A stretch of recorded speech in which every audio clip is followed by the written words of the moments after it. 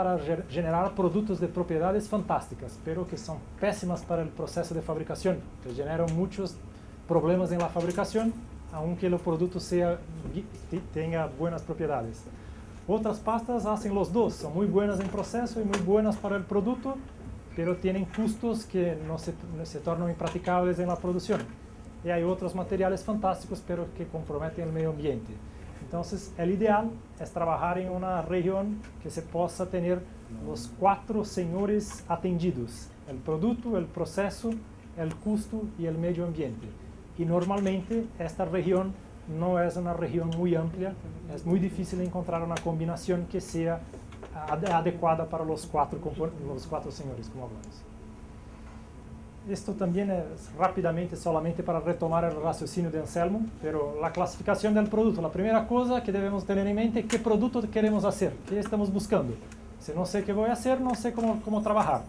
Entonces, en el caso de baldosas, un primer criterio básico que debemos llevar en consideración es la absorción de agua del producto. Inclusive las normativas hacen la clasificación del producto en función de su porosidad, de su absorción de agua. Y entonces hay productos con absorción de agua menor do que 0,5, que serían los porcelanatos, hasta productos muy porosos que estarían en la clase B3 con absorción de agua mayor do que 10%. Hay un error en la tabla. Esto porque, después de definir los productos que estamos interesados, debemos saber las especificaciones técnicas de los productos. El punto cero de partida, como dice Anselmo también, deveria ser la normativa, deveria indicar que produtos podem ser comercializados e que produtos não deveriam estar em mercado. E incluso as buenas companhias, que como eu creio que Corona é, buscam resultados arriba de las especificaciones. Então, por exemplo, solamente para uma comparação, miren como cambia o módulo de rotura de uma baldosa em função de sua classificação relacionada com a absorção de água. Produtos muito vitrificados com baixa porosidade tienen por especificación de normativa carga de rotura elevada, y en la medida que vamos trabajando con productos más porosos, la especificación de la normativa es menos rigurosa, el mismo con el módulo y la carga de rotura. Otro punto de partida para desarrollar la formulación, que es lo que Anselmo hablaba, es las recetas típicas y una identificación previa de lo que nosotros gostaríamos de hacer. Onde gostaríamos de chegar. Por exemplo, vamos considerar um revestimento poroso. Isso seria para o DOE, para fazer isso por DOE, um bom ponto de partida, se eu conheço por experiência prévia o que eu gostaria em uma boa pasta para fabricar revestimentos porosos. Por exemplo, eu sei que em processo é fundamental que a pasta tenha uma boa desfloculação, que tenha viscosidade relativamente baixa em elevados contenidos de sólido, com pouca água. E, por experiência, eu posso definir, em função dos resultados anteriores que eu tenho que trabalhar com mais de 65% de sólidos e uma quantidade de desfloculante inferior a 0,8%. Neste caso de revestimentos porosos, não tenho tanta preocupação com a densidade aparente, que pode ser moderada, pero se eu estou trabalhando com porcelanato, já gostaria de ter uma densidade aparente mais elevada para me garantizar uma baixa porosidade em verde, que seria uma maneira de controlar a contração do porcelânico. Em produto poroso, isto não seria uma restrição tão grande. Outras especificações relacionadas com o processo de prensagem, acá estaria a expansão de prensagem e a contração de secagem. Há limites que, por experiência, eu posso definir para as duas propriedades. Para evitar grietas, problemas en la fabricación, grietas de expansión, de extracción de la pieza y grietas de secado. En función de la decoración que vamos a tener en la pieza en crudo y del transporte en la línea, necesitamos de resistencia mecánica en seco. Por experiencia también definimos un valor, en este caso, mayor do que 30. Como parámetros indicativos del color, en este caso son productos que gustaríamos de hacer con pasta de color blanca. Hay otros parámetros que pueden regular el color, pero en general, si yo trabajo con pastas con poco hierro y con poco titanio, garantizo colores de cocción bajas. Entonces voy a trabajar con estas restricciones. La contracción de cocción para un producto de buena estabilidad dimensional también tengo una limitación inferior a 1,5% de contracción de cocción. fundamental también que la pasta tenga una baja expansión por humedad, porque este producto también puede ser asentado con juntas, como dicen ustedes, juntas pequeñas, y cualquier expansión por humedad que la pasta tenga pueden producir despegado de la pared. Y que no tenga formación muy efectiva de fases vítreas en la temperatura de trabajo alrededor de los 1120 y 1140 grados, porque con esto yo garantizo una estabilidad dimensional buena también, y que la pieza tenga buena planaridad y características dimensionales adecuadas. O sea, este podría ser un punto de partida que sería necesario para cualquier sistema de formulación que vamos a trabajar. Y podemos considerar también, no debemos cerrar los ojos para esto y considerar que la respuesta solamente se estará acá, pero por experiencia previa de la información de la literatura o por lo que tienen ustedes en la planta, experiencias anteriores, se conocen las formulaciones típicas y las composiciones típicas de una pasta de este tipo. Entonces, en Brasil, para hacer pastas para parede, normalmente trabajamos con contenidos de arcilhas y filitos entre 40 y 60%, caulinos entre 0 y 15%. Importante acá, para esta temperatura de cocción de pastas de parede, los filitos prácticamente no empiezan la formación de fases vítreas. Entonces, en algunos casos, actúan con funciones similares a de las arcillas, pero arcillas de baja plasticidad. Los caulinos se pueden trabajar entre 0 y 15%. Una pregunta, ¿el coeficiente de dilatación también sería una función? Podría ser un otro punto para regular la curvatura de la pieza. Está perfecto. Sí, sí. Nos olvidamos de poner, pero en este caso sería importante, sí. El contenido de caliza está un poco exagerado, hasta los 20%, pero en lo mínimo 10, en lo máximo 20%, para garantizar el fenómeno de la formación de fases cristalinas que pueden permitir que la pieza tenga la estabilidad dimensional que buscamos para este tipo de producto. Talco es una opción que podemos incorporar en la pasta incluso para ajustar el coeficiente de dilatación, porque los talcos tienden a formar fases de magnesio, silicatos de aluminio, silicatos de magnesio, que tienen alto coeficiente de expansión térmica. Y por veces gustaríamos de hacer esto para ajustar nuestro acuerdo esmalte-soporte y garantizar la planaridad de las piezas. En Brasil actualmente prácticamente no se trabaja más con cuarzo en las pastas como una materia prima adicionada, porque muchas de las arcillas con que trabajamos tienen mucho cuarzo libre, y entonces es más común que se trabaje con cero, pero en algunos casos puede ser una materia prima inerte, como nosotros vimos, una opción a la formulación. Y se puede incorporar los chamotes, los productos, en este caso específicamente el chamote es muy fácil de ser molido porque es un producto poroso y que podría ser incorporado en pequeñas proporciones para ajustar también el comportamiento de la pasta, así como el cuarzo. Y normalmente este tipo de composición en proporción de materias primas me genera este tipo de composición química, que es caracterizada por pérdida de calcinación muy elevada, por la presencia de caliza, elevados contenidos de calcio y bajos contenidos de óxidos cromóforos. Esto creo que es una información para quien trabaja con formulaciones de pastas. No se puede cerrar los ojos para esto y considerar que vamos a un punto promedio y voy a obtener el mejor resultado. No es esto. Pero es un punto de partida interesante para que se pueda empezar a planear las formulaciones. Y yo creo que para las otras personas que trabajan con otros tipos de materiales, también podría ser un punto de partida para empezar a hacer una formulación conociendo lo que ya se trabaja. Y eventualmente, en algunos casos, se olvida completamente lo que existe y se va a hacer algo nuevo en función de la comprensión de los fundamentos que están por detrás de la formulación. Para quien no trabaja con cerámica, esta parte es la parte esencial. Acá estamos estableciendo las características para la cerámica. Usted tiene que hacer eso para el universo en que están los productos que trabaja usted.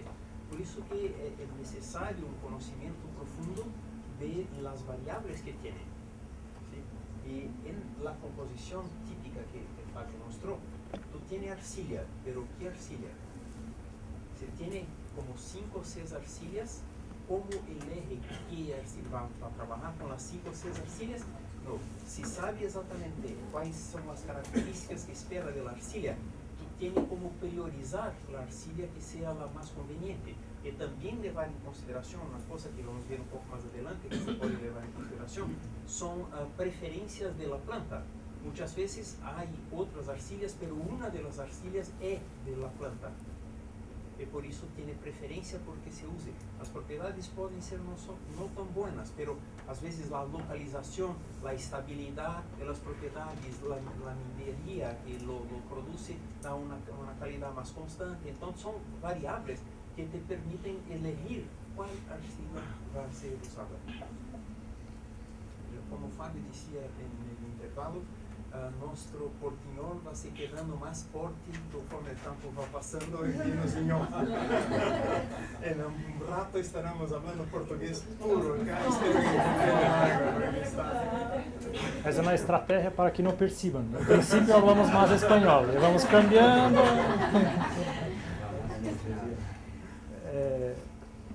E se consideramos outros produtos, neste caso os revestimentos semiporosos, que são os produtos mais fabricados em Brasil para processos a seco. Mira que agora temos outro processo que exige outras características da pasta. Não necessitamos agora, por exemplo, desflocular essa pasta. Não há mais restrições de desfloculação. Se cambia completamente as especificações e as matérias-primas que são as candidatas a serem utilizadas à pasta. Sim, neste caso semiporosos, nós estamos falando de produtos de absorção de água entre 6 e 10%. E em Brasil, tradicionalmente, se trabalha nessas pastas solamente com arcilhas, 100% de arcilhas. Tivemos uma experiência anterior acá, em que acá se trabalha em uma condição distinta, porque são arcilhas distintas, com propriedades distintas, que te genera a necessidade de incorporar outras matérias-primas à composição da pasta. Não sei se esta é a situação atual. Néstor também, que também Exato. O importante acá é perceber que, aunque se chame arcilhas, a arcilha de la formação por um bataí em Santa Gertrudis, onde está o maior polo produtor do Brasil, na realidade é uma pasta pronta. Ela tem arcilhas lítico-caoliníticas, portanto tem muita plasticidade. Por outro lado, tem a mica, na forma de arcilha lítica, que por isso tem fundência. Por outro lado, tem feldespato junto. Em geral, albita. Quartzo, em geral, albita, não é só o feldespato é sódio. E também tem matéria orgânica, em alguns casos, e em alguns casos tem um pouco de caliza. Então, em realidade, é uma massa pronta. E uma en el patio de la casa. Sí. Las plantas buscan al máximo 10-20 kilómetros de la planta. Tiene una constancia fabulosa y una cantidad que todos los levantamientos que tenemos dicen que por más de 100 años tenemos arcilla si continuamos consumiendo en los ritmos que estamos consumiendo hoy. Entonces es una cantidad casi infinita de una arcilla absolutamente especial que aún la llamamos de arcilla, es una pasta mixta. E interessante é que nós temos uma tabla, não está acá para o curso, mas nós comparamos as composições químicas de las pastas utilizadas por 8 fabricantes distintos de Santa Gertrudis, os maiores fabricantes, e nós comparamos as pastas que, tomando muestras da prensa, medimos a composição química. As diferenças são mínimas, quimicamente são todas muito similares. Ou seja, praticamente todos os fabricantes empregam o mesmo material, da mesma formação, e têm propriedades de uma forma general muito similar. Agora, isto é curioso, porque então a composição química de todas estaria dentro deste intervalo que está acá. Miram que são arcilhas de color de cocção roja, em função do contenido de hierro. Pero o que passou em Brasil? Muitas empresas começaram a criar filiales na região Nordeste, porque o Nordeste brasileiro está crescendo muito. O mercado consumidor é muito grande e algumas grandes empresas que estavam ubicadas em São Paulo começaram a criar novas unidades na região nordeste do país. E então as pessoas que estavam muito habituadas a trabalhar em Santa Gertrudis começaram a buscar: necessito de arcilhas com esta mesma composição química para ser agora a fabricação do produto. E o que passa é que não há, e se há, a composição química sola não garantizará o comportamento que buscam. Y muchas empresas que conocíamos que fueron en Brasil para la región nordeste trabajar por molienda seca encontraron muchas dificultades en principio porque acreditaban no suceso de una receta y no conocían los fundamentos anteriores para hacer desarrollos de pasta. Eso pasó mucho. Contrataron al CEMO para que nos ayudara. Estoy pasando un poco más rápido esto. Para porcelanato se cambia las especificaciones, es el opuesto de las características que yo gustaría para hacer un producto de pared. Yo tengo para un porcelanato. Vamos a las composiciones típicas y las composiciones químicas. Básicamente para técnico y esmaltado, contenidos de arcilla en los dos casos de 20 hasta 40%. Los caulinos son más utilizados en los porcelanatos técnicos por la cuestión del color y también favorecen la formación de mulita y garantizan resistencias mecánicas mayores, pero hacen con que las pastas sean quemadas en temperaturas superiores. Nestes produtos esmaltados, hoy en Brasil, están buscando ciclos cortos, temperaturas bajas, entonces prácticamente no se trabaja más con caulinos en estas pastas. Acuerden que en los libros tradicionales, fórmulas de porcelana y porcelanato, todas tenían que tener caulinos. Hoy no trabajamos más con caulinos en las pastas brasileñas o solamente con cantidades muy pequeñas. Cuarzo está en lo mismo que yo hablaba anteriormente, solamente tal vez en los técnicos, pero es más común que se incorpore a través de las arcillas. No es común que se trabaje con él, con una materia prima individual. Los feldespatos se trabaja de 30 a 50% en el feldespato técnico. Acá yo creo que esta información está desactualizada ya, porque en São Paulo prácticamente los grandes productores de porcelanato hoy estão trabajando sin feldespato en la pasta. E há casos em que utilizam teores mais bajos do que se trabajava com os porcelanatos técnicos. Em los casos de los produtos super brancos de los porcelanatos técnicos, pode-se utilizar silicato de circônio para garantir